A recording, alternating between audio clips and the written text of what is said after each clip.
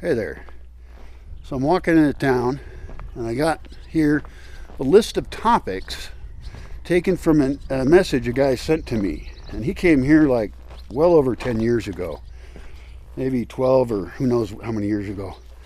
He came with his wife and we're a little different in some philosophies, but similar as well. He was a really nice guest to have here.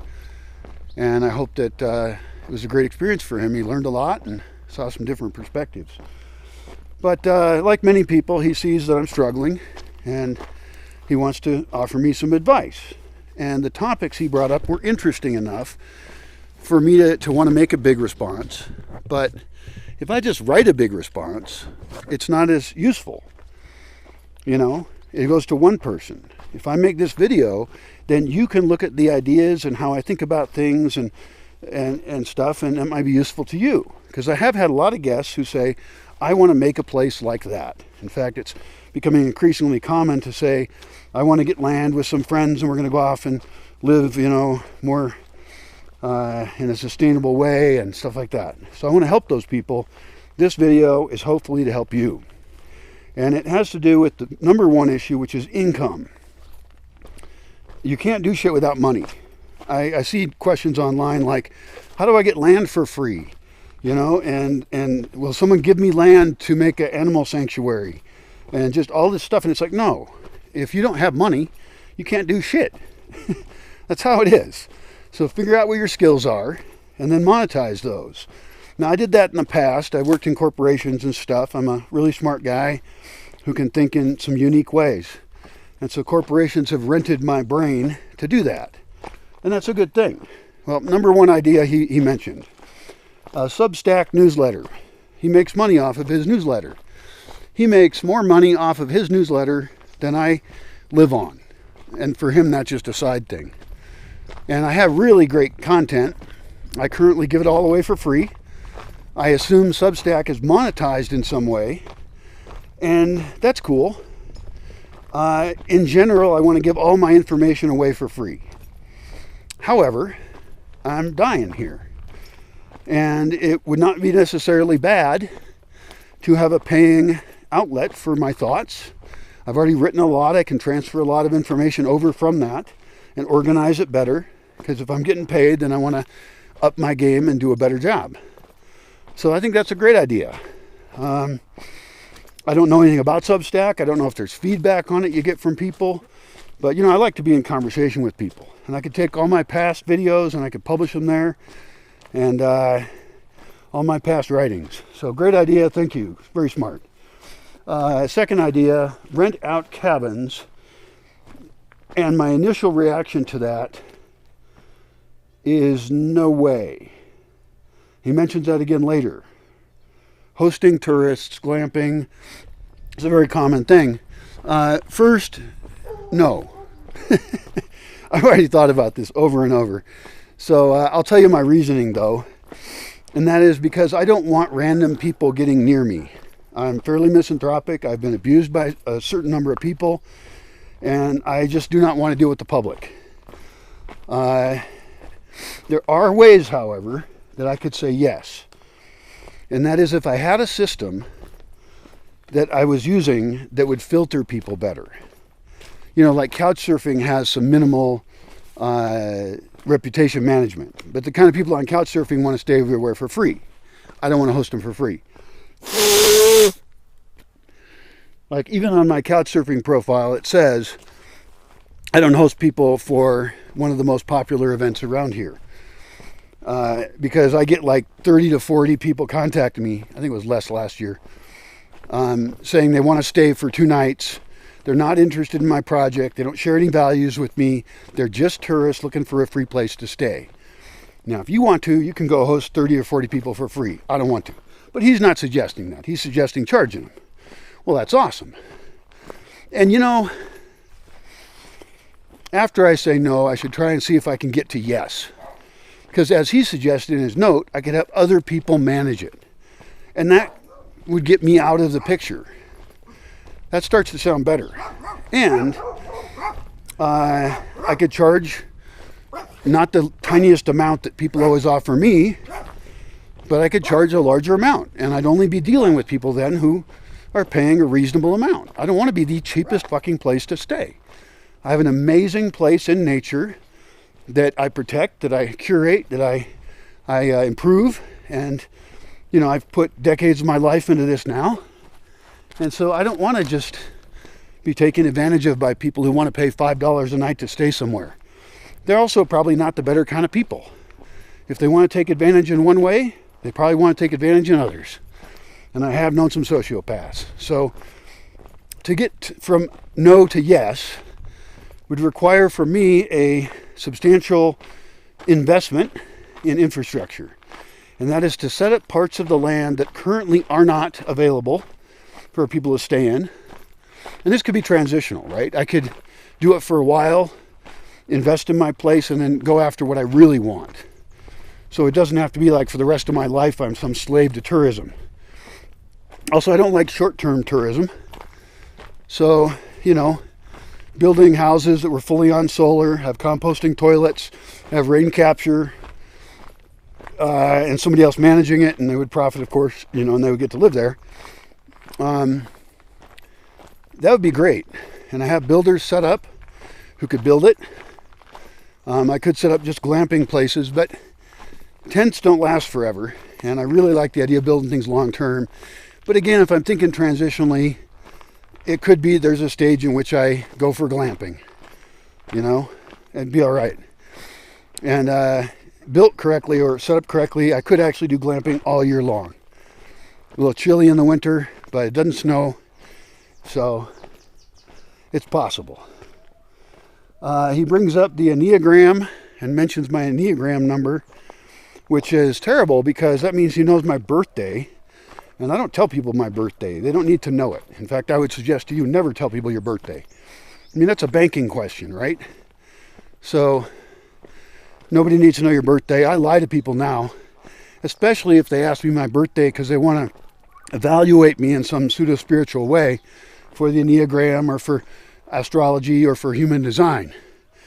And I like this guy. I'm sorry, dude. I mean, I'm going to send you a link to this video, obviously. But I have no faith in made-up shit. And the Enneagram is made up.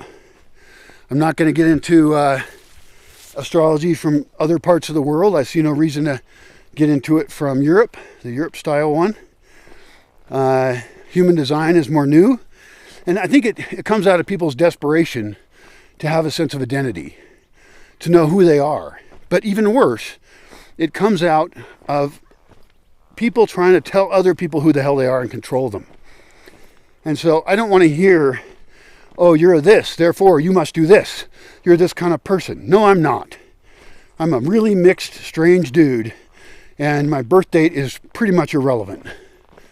The position of the planets when you're born or anything else does not matter. So I reject that. Thank you still for the note. You're a nice guy. Try to be nice to folks. I have noticed that sometimes I lie about my birthday and when I'm asked, and people will still tell me then who I am. There's no check on it to see if it makes any sense. They'll just decide, oh yeah, now I know who you are and I'm going to tell you what to do. And I lied, so I just sit there, I don't say anything, I just chuckle in my head because they're full of shit. 4, become an influencer. YouTube, TikTok. Well, I'm kind of trying to do that.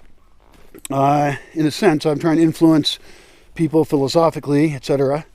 Now, I haven't tried to really monetize that, and that is something I need to do. This channel is not yet big enough to be monetized.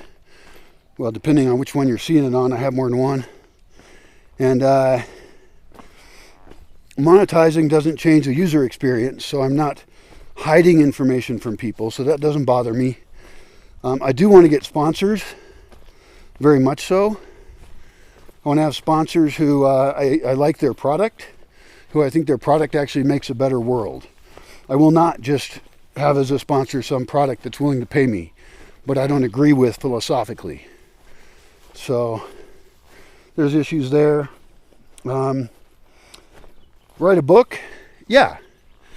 I mean, I've written far more than one book's worth of stuff. And all I need to do there is decide a couple books that I would write and that were agreeable. Now, do I then sell that? Well, I could sell it at cost. And if people are just buying the virtual version to read on their Kindle, then at cost could be very, very low, like $1 or something, whatever Amazon requires as the minimum. And I wouldn't get a damn cent.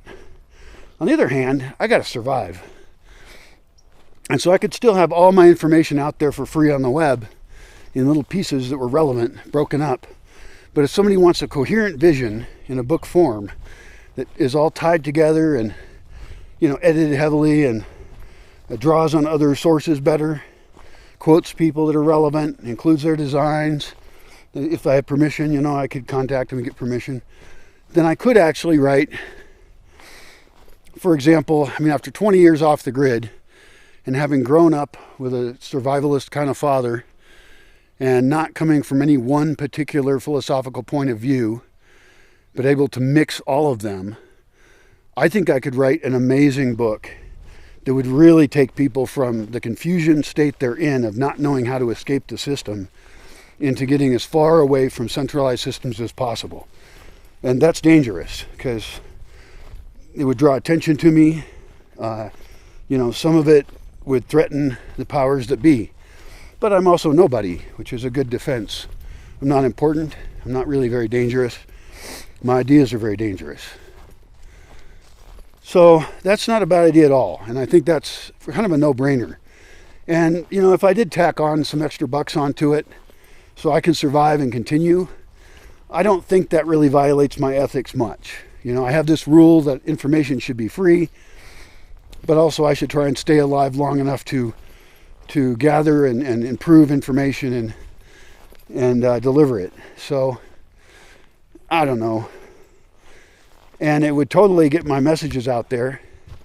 And it would also, you know, anything I do like that recruits for people to come join me, just as, you know, videos do if I ever, you know, stop sounding like an asshole who hates people, which I'd like to, you know, not be somebody who hates people, but that would imply I have people near me who I don't hate.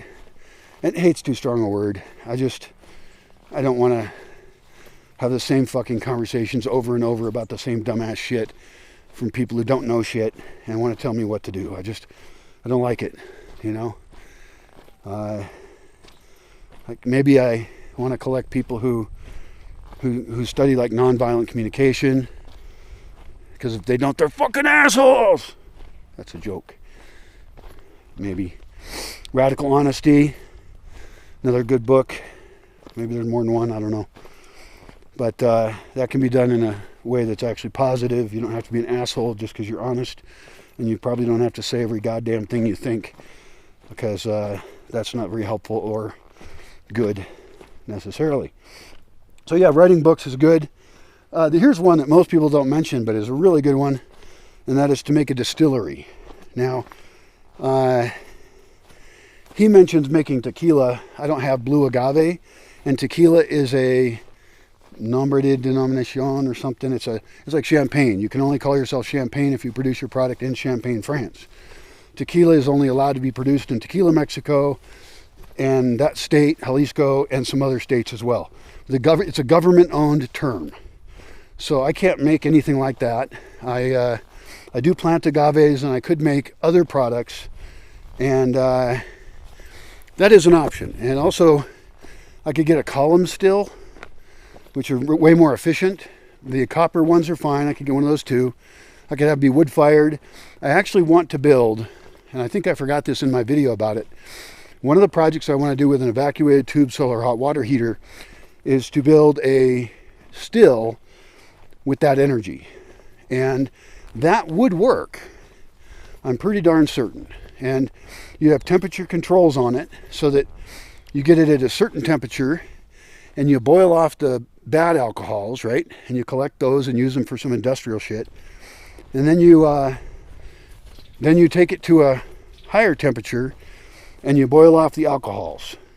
You collect those, and that's your product. And I could do that. I could make a mezcal. And with that same still, I could ferment anything else I can get my hands on. I mean, vodka is made from potatoes.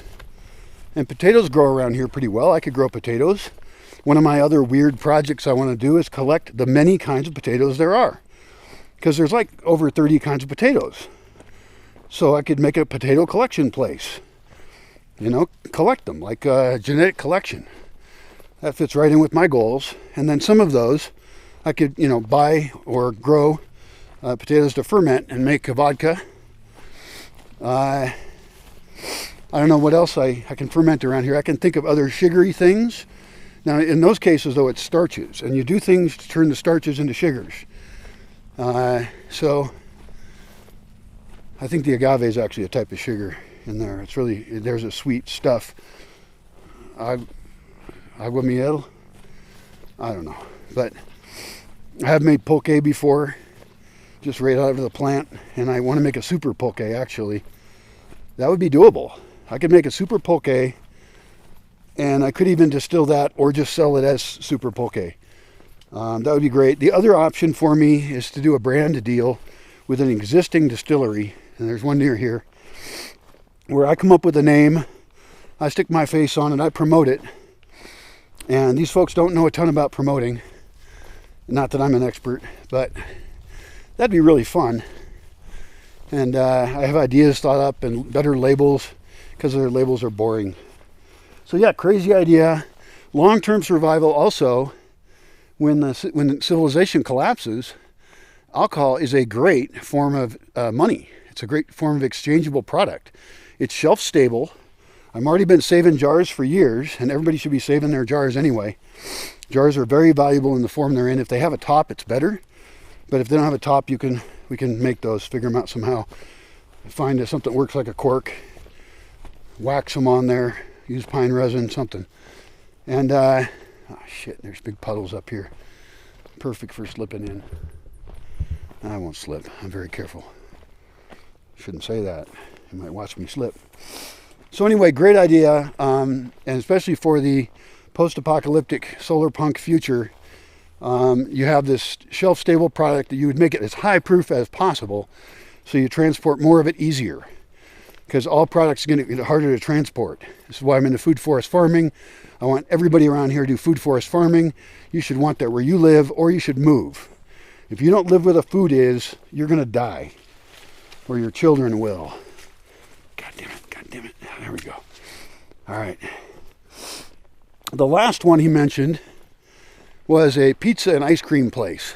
And he mentioned a friend of his somewhere had one of those. And that's a cool idea. It could work to serve anybody on site, but I don't really want to sell to the public. I don't want to do that. I don't want the public arriving to where I live. And so that would require it to be in town. Now, the cool thing is that I could set up a solar pizza oven. And one of my projects is to make a solar oven using, again, the evacuated tube solar hot water heaters. God, that's a long thing to say. And so yeah, inside a community, if there ever is one, that'd be great. And then outside in a town where there's enough market. Because even in the town nearest me, there's not enough market to support that at all. People show up on motorbikes and they sell ice cream out of those. There is no pizza up here. The next town over does have pizza. And part of the coolness of it would be the solar poweredness of it. And you could even set up a mobile one, which means you wouldn't even have to own a location. So I could have a pickup truck with a solar hot water heater in it and an oven. We could mix the dough the early morning or the night before, so it's all rising. And then we have all of our ingredients there and people can watch us prep them. And we start putting pizzas in. And then we have a smaller solar power things that keeps them warm. So people can buy it by the slice, right? But it's better if you sell it by the whole pizza. Do I need a box? I guess so. I need pizza boxes. Ice cream. I can have solar created ice cream. It's a crazy idea, but it would also be neat because it would be nice to go out into communities. It's not quite in tune with my wanting to hide out in the forest idea, but, you know, not everybody wants to hide out in the forest. And so very carefully, I could have systems that go out and do other things. That would be one of them. So that's it, I guess. And thank you for the note. I hope the others of you who are listening to this get ideas for how you can survive, what you can do. Well, these dogs are guarding their land against the scary, scary person that I am. I'm here to invade. No. Yeah, so good luck with it. Good luck to you, and thank you again, dude. Great thoughts, and that's my thoughts. Bye.